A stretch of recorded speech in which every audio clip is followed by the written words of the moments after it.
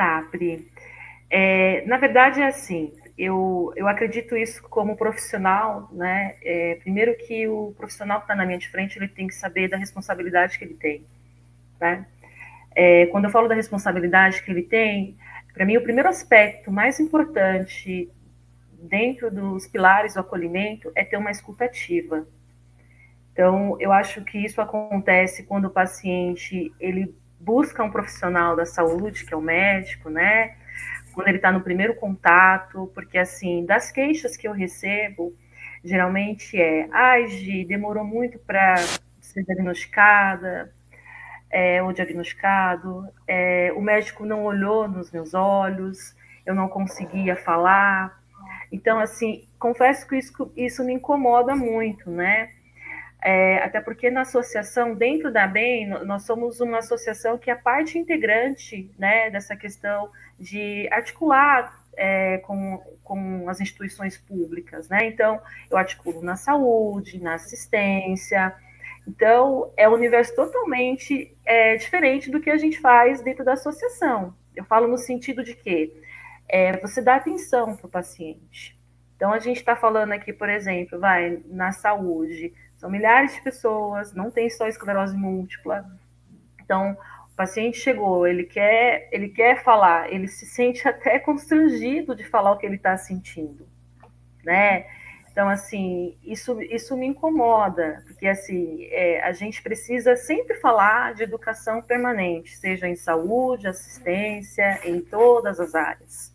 Até porque, se você tem um médico, né, que ele consegue te ouvir, detalhar, né, consegue ouvir o paciente detalhando todos os sintomas, o que ele está sentindo, né, então a gente tem aí mais ou menos 80%, 70% do caminho andado. Então, confesso que ter uma escuta ativa, para mim, é uma das questões mais importantes. Então, quando o paciente ele chega na associação, ou porque ele procurou no Google, ele achou a associação, nas nossas redes sociais, ou algum paciente indicou, né, um amigo em si. No acolhimento na associação, o que eu busco, né, é compreender as demandas dele. Então, ali a gente investiga se ele está sendo assistido pela saúde, pela assistência, se ele está sendo acompanhado. Geralmente a gente pede para o familiar ir, às vezes acontece ao contrário, o familiar que busca a associação primeiro, depois vem o paciente. Eu tenho tido aí um número significativo de jovens, né? Acho que até porque também a gente vem trabalhando também fortemente com a conscientização, né? Então, aqui, por exemplo, em São Paulo, no município, são 493 unidades básicas de saúde. A gente tem espalhado toda, só, só no município, né? Então, a gente tem um card falando dos sintomas, né? A gente tem capacitações dentro no YouTube, né? Então, dentro dos canais da associação, entendeu? Para levar informação. E no acolhimento, Pri, como você perguntou, eu busco deixar o paciente muito à vontade, né? Porque naquele momento, alguns querem falar, outros não, né? Então, assim, o que eu entendo como profissional que eu estou falando com o indivíduo, né?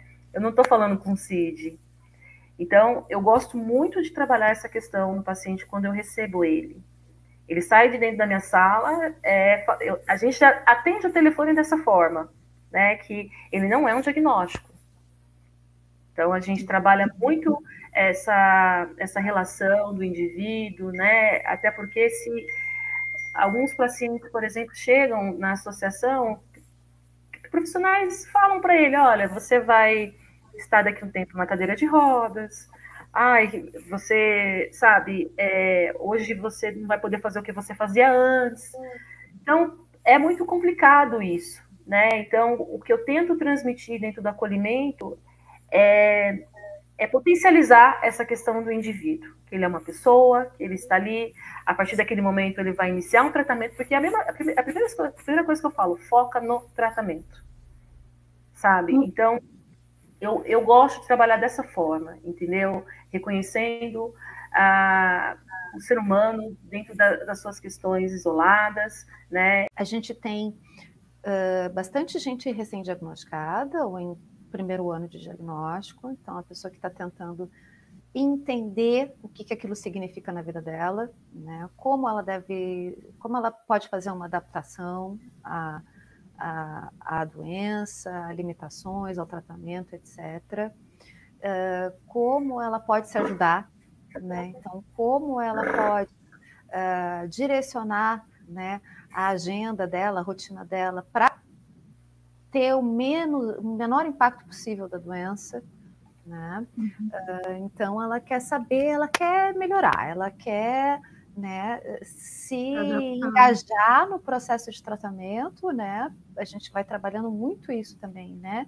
Essa necessidade de protagonizar o tratamento. Então, é uma pessoa que ela quer entender o que essa doença significa para ela, né? Como que a doença se manifesta na vida dela, o que ela pode fazer em relação a isso, né? O que muitas vezes essa pessoa que me procura também, ela quer informação baseada em evidência, né?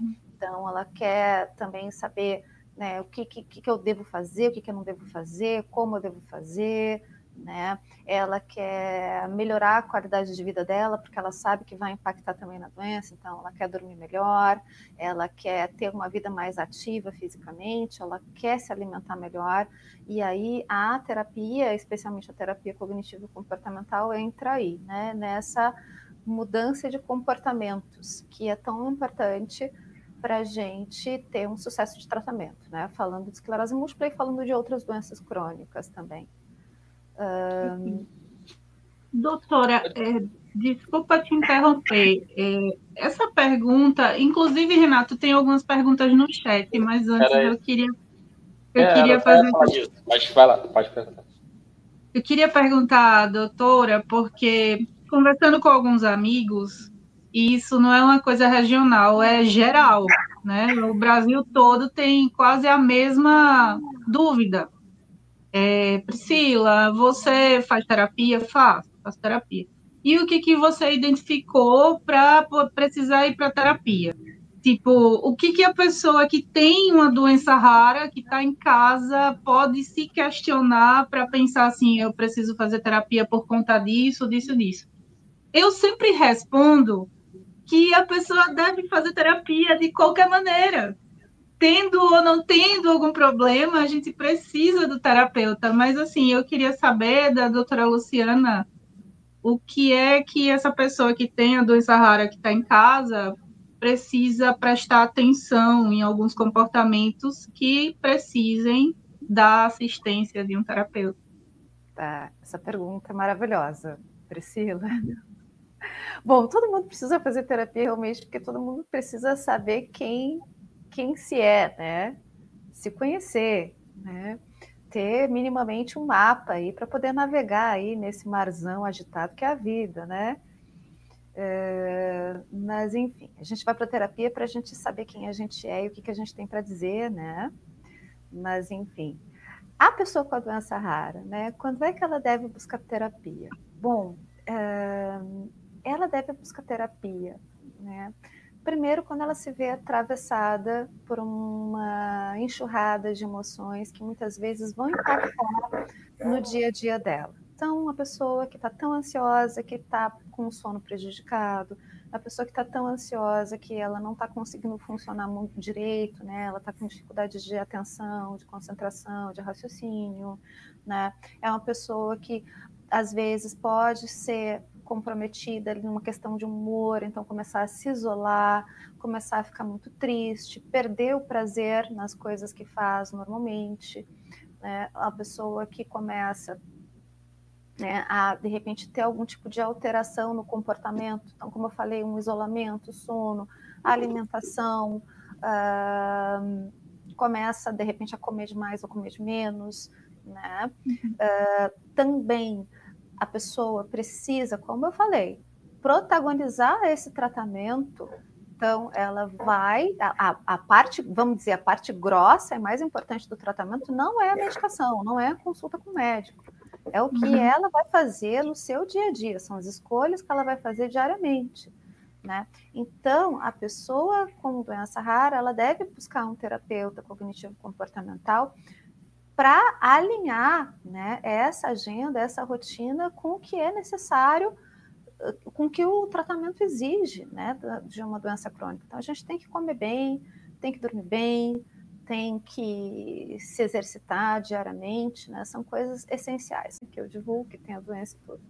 Então, assim, falem sobre, eu não tenho medo, não evitem entrar em contato com temas mais delicados, né, mais desafiadores, porque é justamente a gente entrando em contato e conhecendo essas coisas que a gente consegue lidar com elas. Não é colocando para baixo do tapete, não. Luciana, eu acho que para a família, às vezes, o que eu venho notado, eu não estou falando só de esclerose, não, estou falando de várias doenças. Pode ser um câncer, pode ser uma diabetes, pode ser... difíceis. Eu acho que, assim, a gente passa pelo processo de aceitação de uma doença, mas a família também passa. Então, assim, eu vejo que talvez a família também precise procurar uma terapia para poder aceitar que essa pessoa da família agora tem uma coisa, uma doença que tem que ser tratada, não interessa qual é o grau que tem que ser, porque a gente volta, não seria nem... É uma extensão é uma extensão da gente. O que minha família vai passar, o que eu vou passar. Faz sentido isso? Claro, e tu tá, né, indo em direção ao que eu estou dizendo, quer dizer, a aceitação é isso, é a gente falar sobre, é a gente aceitar que sim, que a gente tem um problema aqui, né, que a gente está ansioso em relação a isso, que a gente se sente, de repente, frágil diante desse desafio que se impôs, né, que a gente tem medos, que a gente, enfim, que a gente acha que, de repente, a gente pode ser abandonado, ou enfim. Né? Então, essa aceitação, ela vem justamente disso, desse espaço que a gente vai dando para a contemplação dessas coisas, né? Dessas ideias, desses pensamentos e dessas emoções. Posso falar? Eu gostaria de saber... Desculpa, pode falar aqui. Não, eu acho que essa pergunta da Gi foi muito interessante, sabe? Pergunta não, acho que é uma observação, né, Gi? Não sei. Na DEM, a gente tem o costume de fazer o acolhimento e trazer a família, porque eu acho que uma das dificuldades que nós temos também, enquanto profissionais, gente, é porque a gente está lidando com um indivíduo, mas a gente precisa entender todo o contexto, né? Dos costumes, da relação, da sociedade. Eu já peguei casos assim que me deixaram assim muito, além de refletir muito sobre essa relação, mas como que é complexo o negócio, né? E eu me lembrei de um caso agora de uma paciente que chegou muito nova, muito jovem, tinha seus 18 anos, e a mãe assim estava de um jeito, né? Acabou tudo assim, e eu me segurando, né? Porque assim, a família tem dois papéis. Ou ela vai empoderar aquela pessoa, ou ela vai vitimizar, né? Então, assim, eu já começo o acolhimento falando sobre isso, entendeu? Então, vamos entender essa situação. E aí, chegou um dado momento, assim, que a mãe estava de um jeito tão... a conversa não estava fluindo, que a filha virou para mim e falou, fala para minha mãe fazer terapia. Né? Eu falei, claro. E eu disse isso para a mãe, né? E a mãe não queria fazer a terapia porque ela era muito religiosa. E aí eu comecei a dialogar com ela assim, aí me veio um estalo assim, falei, quem é o dono da ciência? Foi isso que eu falei para ela. E ela olhando para minha cara assim, sabe? Falei, quem é o dono da ciência? Aí ela não soube, falei, então, o dono da ciência é Deus, né? Porque se ele deixou aqui profissionais capacitados para fazer isso, por que não utilizar da terapia? E foi a forma que eu encontrei para poder ajudar a mãe a fazer a terapia, né? Então, assim, essa extensão, né, que a gente carrega, que é a primeira constituição da gente, que é a família, é muito forte. Então, assim, quando eu falei até essa questão de fortalecimento de vínculo e trazer a família por dentro desse contexto, é justamente trabalhar isso. Porque ela vai te influenciar em tudo, sabe, pessoal? Então, é uma questão muito delicada que a gente tem lá na associação.